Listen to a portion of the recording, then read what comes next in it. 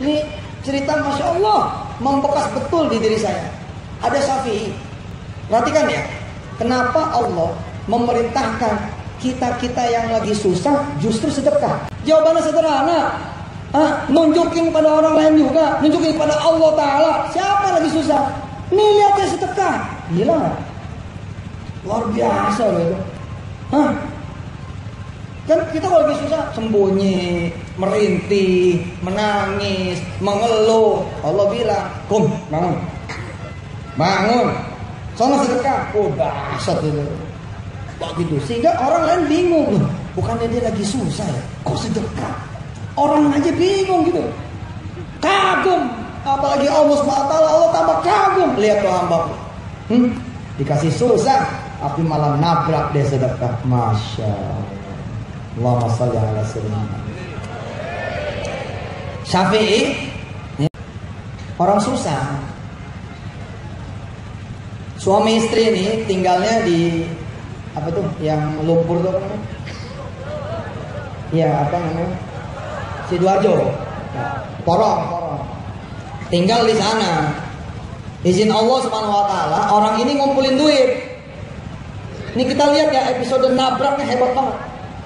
Dia ngumpulin duit dari Januari 2006 sampai Desember 2006. 50, 100, 50, 100, 50, 100 sampai akhir Desember 2006. Buat apa duitnya dikumpulin? Buat bayar kontrakan, Bu. Buat bayar kontrakan, Pak. Jumlahnya 1,4 juta rupiah. Kontrakan yang dipakai sama dia buat dagang nasi sehari-hari. Jadi bukan cuma tempat tinggal, tapi ada warung. Takdir Allah, ngumpulin dari 2006 awal Januari sampai 2006 akhir Desember, duitnya cuma ada 1 juta. Cukup apa tidak 1,4? Cukup apa tidak? Kurang berapa? Kurang 400. Saya ceramah Januari 2007. Siapa yang pengen dikali 10 kali lipat oleh Allah, sedekah gitu. Dikali 10 gitu. Terus saya menyeru Indonesia saat itu, bersedekahlah. Nah, salah satu yang nonton, yang mendengar Syafi'i sama istrinya. Ribut dia berdua. Syafi'i bilang ke istrinya, "Bu, denger gak Yusuf Mansur ngomong?" Dengar. Tuh, kita ini kalau sedekah 1 juta yang kita punya, nanti bakal dapat 8,6 juta. Dari mana tuh? Pola pikirnya di mana? Kalau sedekah 1 juta, nanti dapat 8,6 juta. Dari mana? Kan kalau sedekah 1 juta dikali 10, berapa? 10 juta. Bayar kontrakan 1,4. Sisanya berapa? 8,6 juta. Kan pedagang. Istrinya gak setuju. Jangan, Mbak. Kalau nanti kita sedekah, sekarang cuma kurang 400, tapi nanti jadi 1,4 juta. Apa kata si Abah? Dah, Abah percaya sama si Ustadz. Abah percaya sama Allah. Ini yang ngomong bukannya Ustadz Yusuf Mansur. Ini yang ngomong adalah Allah Subhanahu wa taala. Ya sudah. Kalau Abah percaya sama Allah, percaya sama si Ustadz, ya sedekah aja. Tapi ibu nggak mau tanggung jawab. Senin tuh kejadiannya, Selasa kejadiannya. Selasa kejadian sore, Selasa malam Syafi'i keluar duit tuh 1 juta, bagiin habis. Hari Rebo dia tungguin, mana ini Allah yang ngasih duit 10 juta. Ditungguin bener. Sampai sini saya suka disalahin sama orang. Tuh Yusuf Mansur, lihat tuh orang jadi nungguin Allah ngebales. Oh, saya bilang ini paling indah ini. Kemarin gak pernah nungguin Allah, sekarang jadi nungguin Allah. Siapa coba hambanya yang nungguin? Ini kan hebat. Yang perlu kita lakukan adalah ajarin sabar. Jangan ajarin nyesel, ajarin sabar. Kebanyakan kita ajarin nyesel. Kamu sih gitu. Jangan, ajarin sabar. Syafi'i Rebo nungguin Allah datang 10 juta, nggak datang. Kamis nggak datang, Jumat nggak datang, Sabtu, Ahad, Senin nggak datang. Selasa saya muncul lagi di Trans TV saat itu. Istrinya bilang, "No, Ustadz kamu tuh." Gara-gara dia tuh duit 1 juta kita hilang. Apaan? Katanya diganti 10 kali lipat. Mana? Januari Pak, minggu kedua Syafi'i belum dibayar. Minggu ketiga, minggu keempat, istrinya mulai naik tensi, ribut, ribut. Masuklah Februari, kalut nih. Kalau nggak dibayar, ini bukan cuma kontrakan tempat tinggal, tapi kontrakan tempat usaha. Istrinya ngomong, Abah, kita pinjem yuk sama bapak saya. Di Bandara Juanda Surabaya, bulan Maret tahun 2008, izin Allah Subhanahu wa taala, saya, istri saya bicara dengan Syafi'i dan istrinya di Bandara Juanda. Saat itu beliau mengundang kami untuk meresmikan pabrik yang dia bangun senilai 6 miliar rupiah. Masya Allah nih cerita, 6 miliar. Dia nggak mau diresmikan nama yang lain, harus sama Yusuf Mansur. Dia kirimlah karyawan atau wartawan dari Surabaya Post ke rumah saya dan bercerita tentang kisah Syafi'i dan istrinya ini. Saya dengerin sampai takjub. Kemudian Maret saya ketemu dengan beliau. Beliau cerita, Ustadz, kira-kira awal Februari istri saya maksa saya untuk kemudian bilang sama mertua saya, yakni bapaknya dia, agar minjemin saya duit 1,4 juta. Tapi saya tolak, Ustaz. Kenapa? Karena suaminya mertua atau bapak mertua itu supir. Gajinya 600 ribu.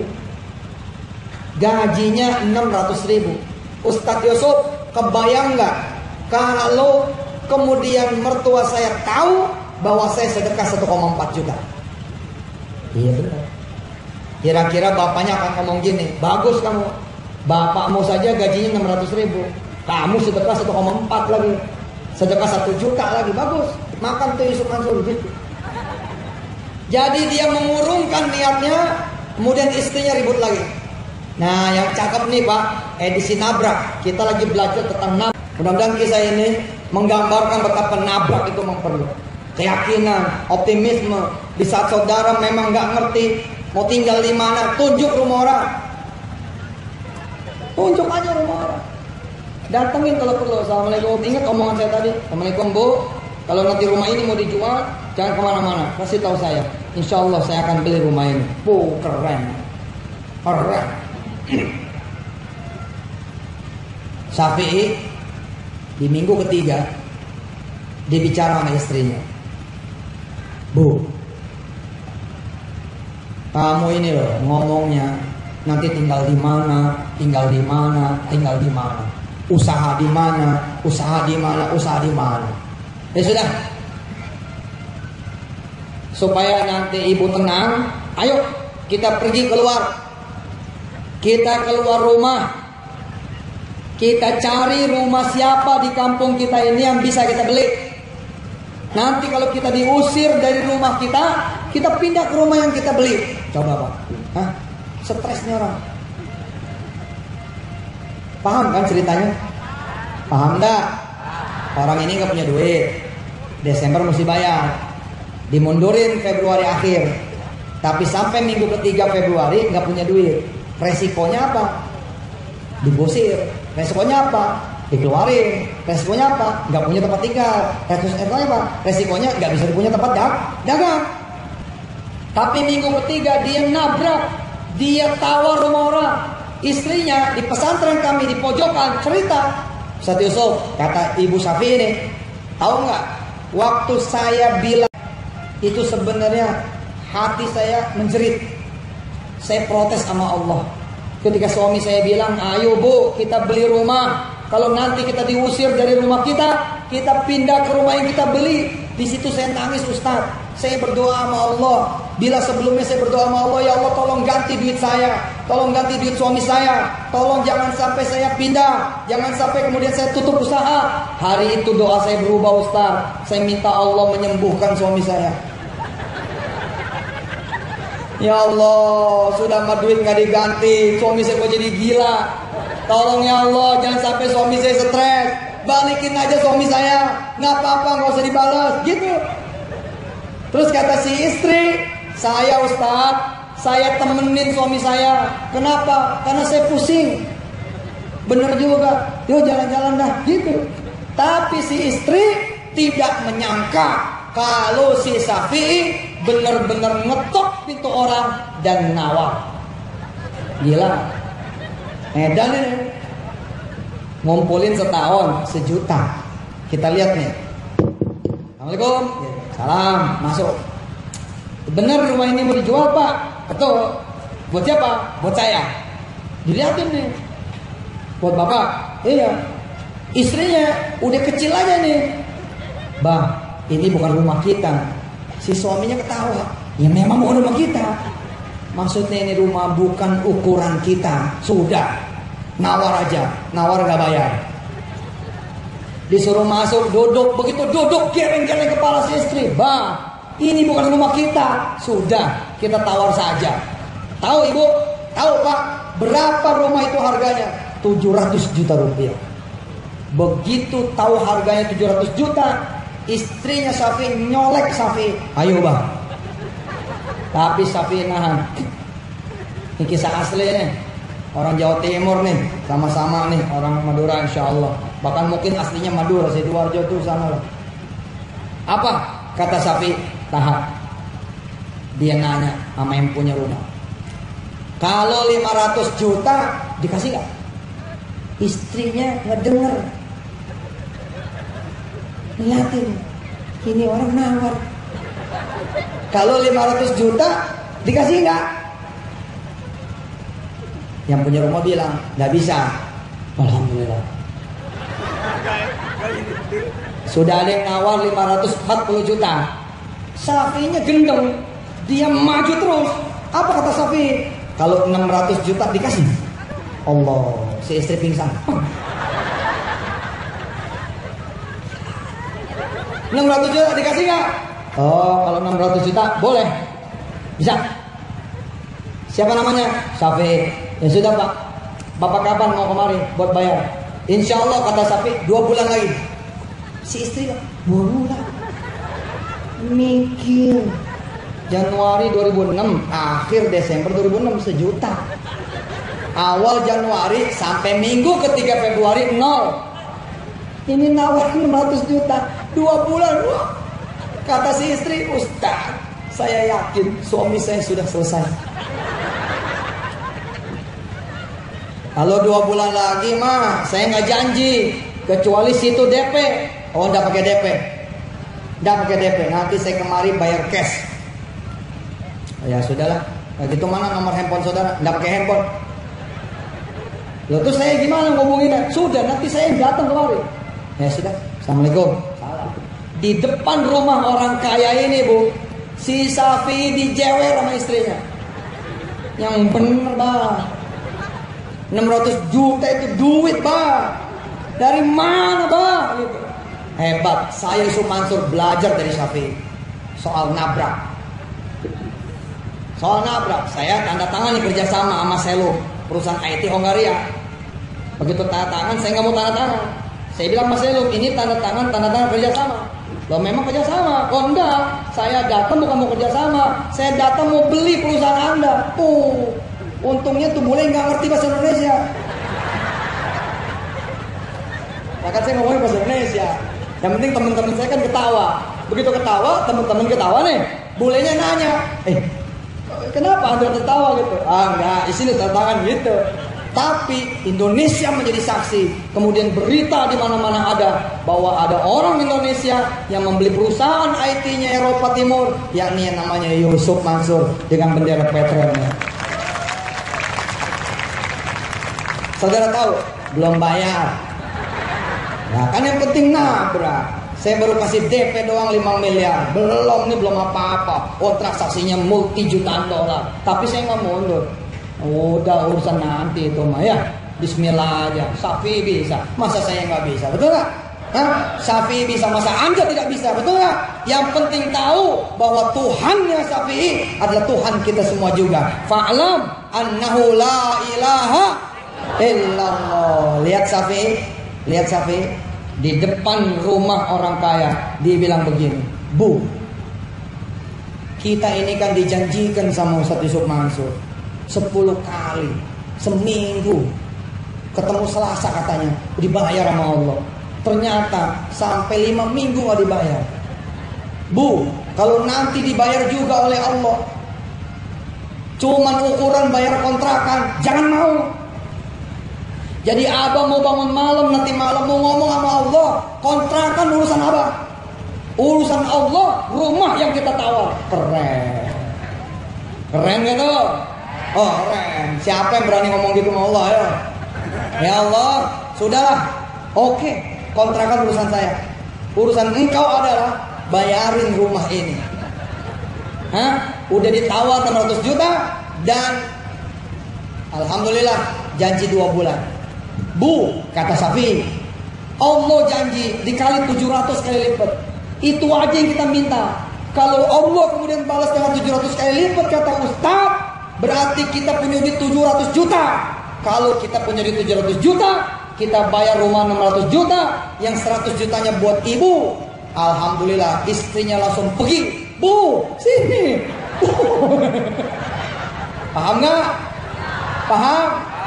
Si istri udahlah, banyak ngomong gitu kan. Dan keajaiban Allah pun terjadi. Keajaiban Allah terjadi. Akhir bulan Februari, dengan izin Allah, Syafi'i diusir. Keren. Keren. Walillahil masyriqu wal maghrib, fa aynama tuwallu fatamma wajhullah, innallaha wasi'un alim. Wa qalu ittakhadallahu waladan subhanahu bal lahu ma fis samawati wal fil ard. Nih, lihat nih. Bal lahu ma fis samawati wal ard kullun lahu qanitun badi'us samawati wal ard wa idza qada amran fa innama yaqulu lahu kun fayakun. Akhir Februari 2007, izin Allah, Syafi'i diusir. Keren. Cerita selesai. Sampai ketemu 2019. Nah, apa 2018? Bersambung gak nih?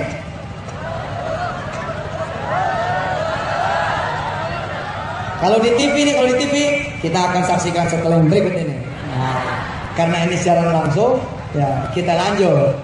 Gara-gara diusir Pak Bupati, Buya, gara-gara diusir nih Pak Wabub, gara-gara diusir nih jemaah semua yang dirahmati Allah, Syafi'i pindah dagang. Kemana pindahnya? Justru di pasar pengungsi Sidoarjo. Hari itu, bulan itu, tahun itu, memang lagi begitu suasananya. Pindah ke pasar pengungsi. Ternyata sampai di sana Bang, dia dagang lebih kecil, nggak pakai tenda, pakai meja kecil, pakai kayu kecil gitu. Tapi siapa yang sangka datang satu orang, Pak, mau nggak nemenin catering buat pengungsi? Gitu. Allah Kiai. Syafi'i bilang boleh. Buat berapa orang? 6.000 orang. Ngedenger 6.000 orang, kaget Syafi'i. 6.000 orang. Syafi'i datang menjadi tamu kehormatan di pesantren di bulan kira-kira Mei atau Juni 2008. Syafi'i cerita kepada kami semua, Ustaz Yusuf, waktu ngedengar 6.000 saja saya sudah hampir pingsan. Orang ini malah ngomong 3 kali Syafi'i, pagi, siang, malam.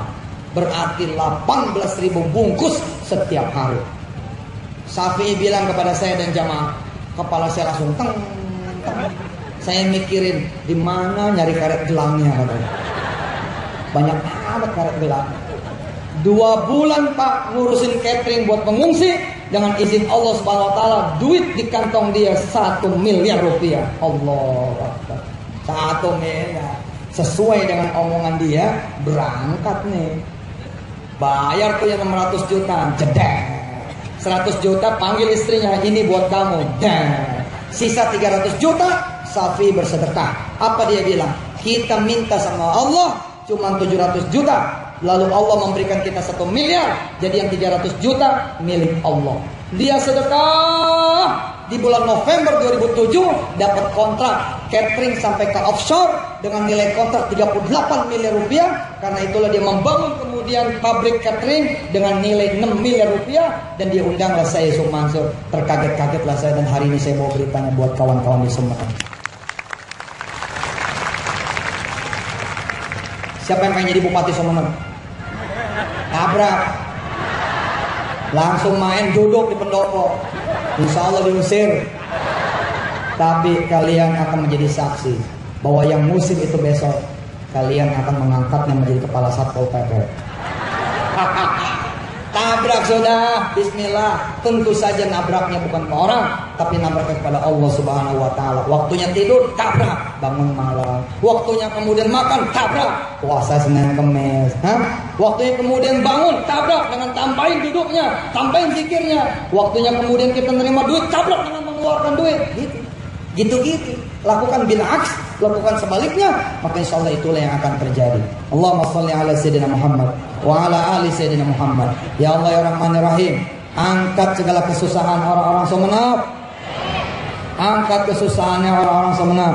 Angkat segala penderitaannya, angkat segala masalahnya, angkat segala ya Allah kesulitannya. Datangkan pertolongan-Mu ya Allah. Apa yang menjadi hajatnya kabulin, apa yang menjadi doanya kabulin. Jaga seluruh masyarakat Sumeneb ya Allah, dengan pemerintahannya ya Allah. Begitu juga masyarakat-masyarakat yang lain di kabupaten yang lain, baik di Madura ini maupun di seluruh Nusantara ya Allah. Ya Allah, bangkitkan iman kami. Jangan sampai kami melihat diri kami kecil karena kami melihat otak kami, karena kami melihat keadaan kami, karena kami melihat kantong kami, karena kami melihat masalah kami, karena kami melihat apa yang kami tidak punya ya Allah. Besarkan hati kami dengan melihat kekayaan-Mu, dengan melihat kekuatan-Mu, dengan melihat kekuasaan-Mu. Ya Allah, bangkitkan kami dengan menjadikan kami seperti ibunya Musa yang percaya kepadamu ya Allah. La ilaha illallah Muhammadur Rasulullah. Tanamkan iman di hati kami ya Allah. Habib ilainal iman wa zayyinhu fi qulubina wa karrih ilainal kufra wal fusuqa wal isyan waj'alna minar rasyidin. Ya Allah ya Rahman Rahim. Siapa aja tadi yang sudah ngacung berangkat umrah dan haji ke Baitullah, maka berangkatkanlah. Siapa tadi yang sudah pengen berangkat ke tanah suci, maka berangkatkanlah. Dan jadikanlah mereka semua orang-orang yang bisa memberangkatkan orang lain ya Allah ke tanah suci-Mu. Ya Allah ya Rahman Rahim dzal jalali wal ikram. Yang masih jauh darimu ya Allah, dekatkanlah. Yang sudah dekat denganmu ya Allah, naikkanlah terus derajat kedekatan di hatimu, di kakimu ya Allah, di kekuasaanmu. Ya Allah ya Rahman Rahim, tinggikan derajat orang-orang sini ya Allah. Bahagiakan Buya Busra dengan seluruh keluarganya, wakil bupati dengan istrinya dan keluarganya dan turunannya. Bahagiakan seluruh pemerintahan Kabupaten Sumeneb dan seluruh rakyat-rakyatnya ya Allah. Jadikan negeri ini negeri yang aman, negeri yang kemudian aman, negeri yang kemudian aman, dan aman terus sepanjang masa sampai akhir hayatmu ya Allah. Apa yang dihasilkan oleh orang-orang Sumeneb Engkau ridhoi ya Allah. Kau jadikan orang-orang Sumeneb adalah orang yang Kau cintai, menjadi orang yang saleh salehah. Ya Allah, mudah-mudahan dari sini lahir tambah banyak lagi alim ulama kelas dunia, makin banyak lagi pejabat-pejabat soleh-soleh yang kelas dunia, makin banyak lagi pimpinan-pimpinan bangsa yang kelas dunia. Ya Allah ya Rahman Rahim, jaga kampung ini, jaga negeri ini ya Allah, dengan kekuatan-Mu dan kekuasaan-Mu ya Allah.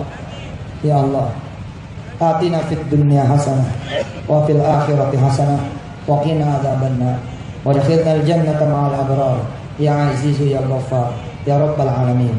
Wassallallahu ala sayyidina Muhammad wa alihi walhamdulillahi rabbil alamin. Yang masih SMP siapa? Yang masih SMP. Oke. Kirim email ke Al-Azhar Kairo. Bilang saya mau kuliah di Kairo.